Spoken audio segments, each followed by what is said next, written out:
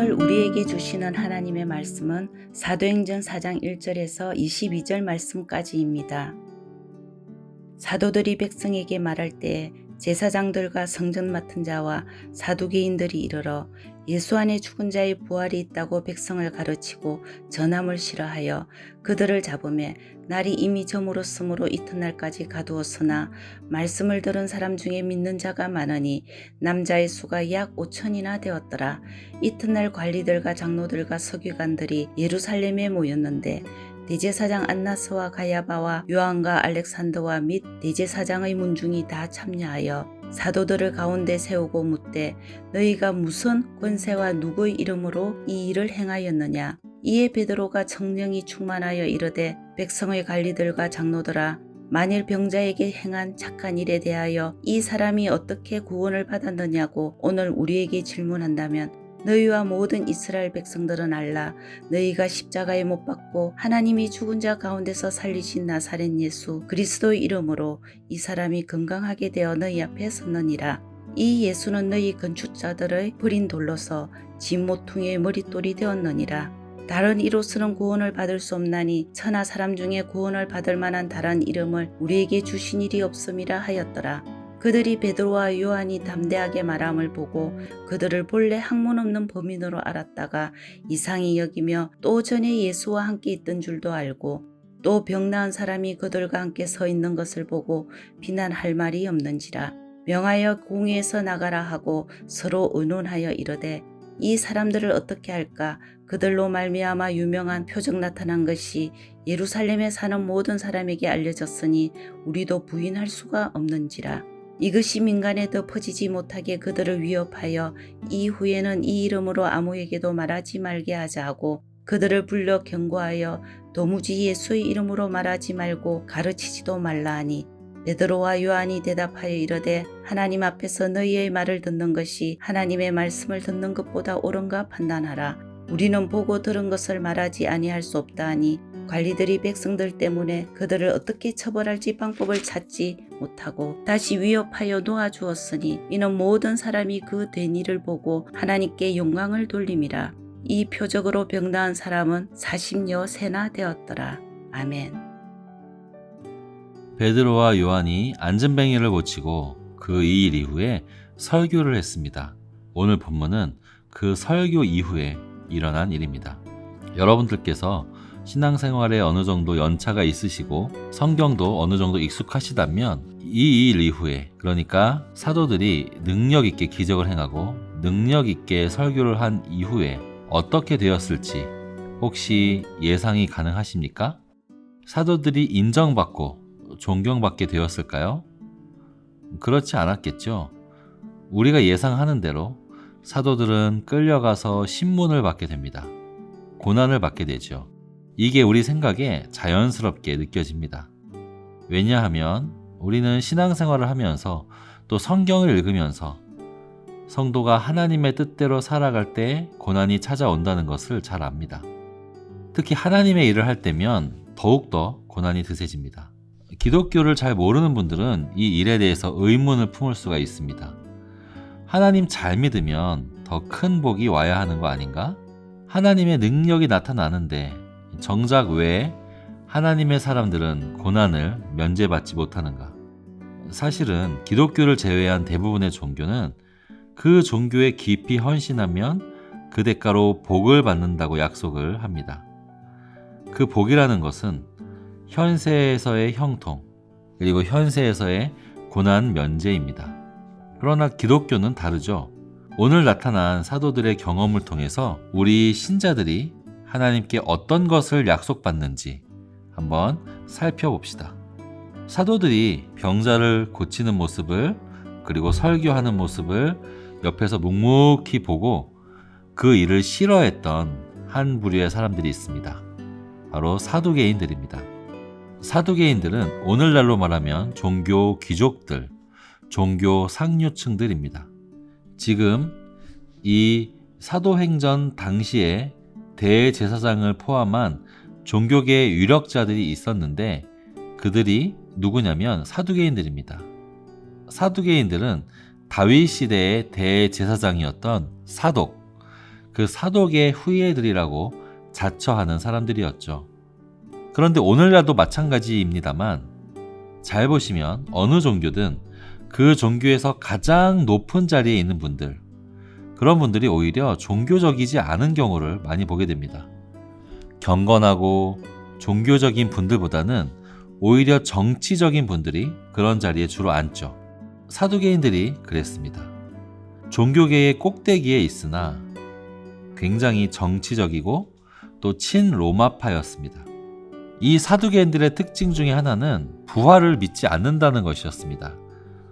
천사나 영혼 등 그런 영적인 세계에 속한 것의 대부분을 인정하지 않았습니다. 그들은 육체가 죽으면 영혼도 같이 죽고 없어진다고 믿었죠. 그러니까 모세의 율법을 따른다고 하지만 그 율법의 참된 의미는 거의 모르고 그저 제사나 드리고 율법을 따지는 굉장히 현세 중심적인 사람들이었습니다. 그런데 이들이 듣기에 2절에 보니까 사도들이 예수 안에 죽은 자의 부활이 있다고 가르치니 사두개인들의 입장에서는 예수라는 사람을 높이는 것도 마음에 안 드는데 거기에다가 죽은 자의 부활이 있다고 가르치는 것은 더 마음에 안 드는 것입니다. 그래서 이들을 공회의로 끌고 가서 신문합니다. 너희들이 무슨 권세로 이런 일을 하느냐고 묻죠. 그 무슨 권세로 이런 일을 하느냐고 묻는 그 말의 속뜻은 그런 모든 권한, 신적인 능력을 행하거나 누군가에게 종교적인 영향력을 끼치는 모든 권한이 자기들에게 있다는 것을 전제한 질문입니다. 이들은 하나님의 역사마저도 자기들이 좌우할 수 있다고 믿는 지독한 교만을 보여줍니다.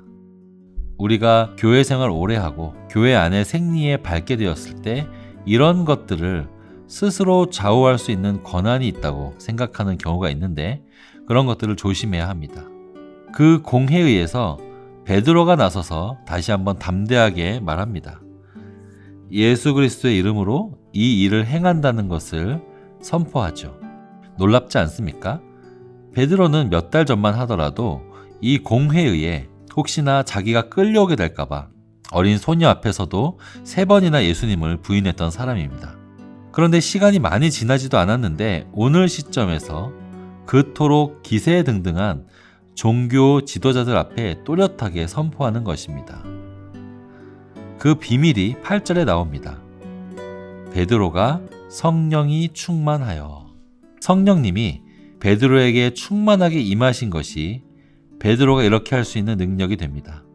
우리도 여러분 믿음으로 예수님을 믿지만 때로는 늘 담대하게 살아가지 못할 때가 많죠. 내 힘으로 안 될 때도 많습니다. 자꾸 넘어지고 도망갑니다. 왜 그럴까요? 우리가 우리 힘으로 그리스도인의 삶을 살아보려고 하기 때문입니다. 베드로가 오늘 당하고 경험하는 이 일이 사실 우리 모두가 생애 전체를 걸쳐서 겪게 되는 일입니다. 여러분들 우리를 뭐라고 부르죠? 그리스도인이라고 부르죠.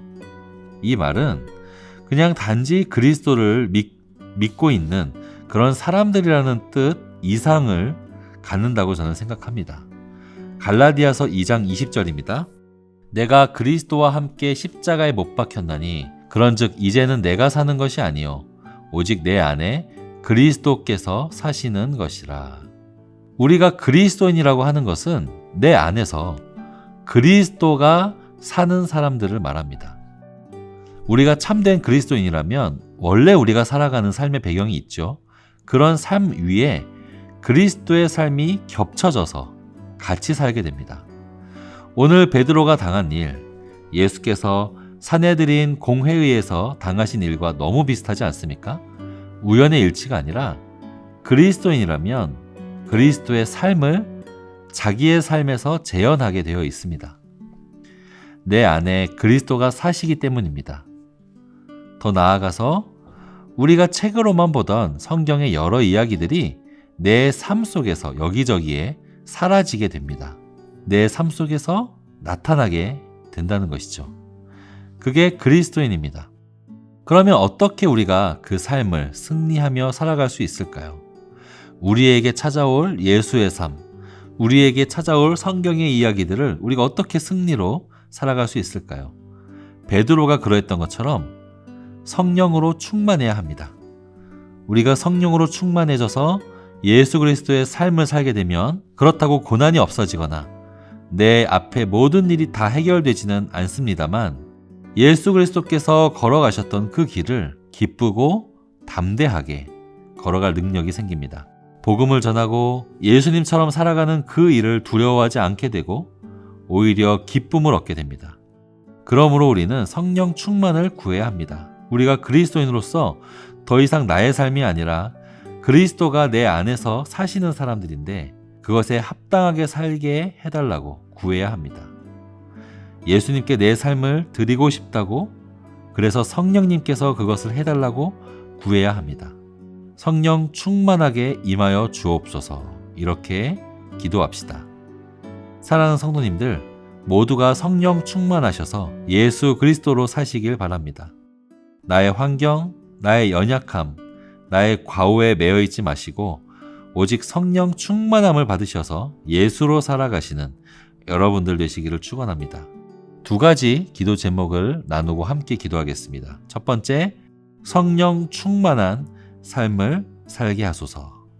두 번째, VIP 사랑주의를 통해 오신 새가족분들의 정착이 잘 이뤄지게 하여 주옵소서.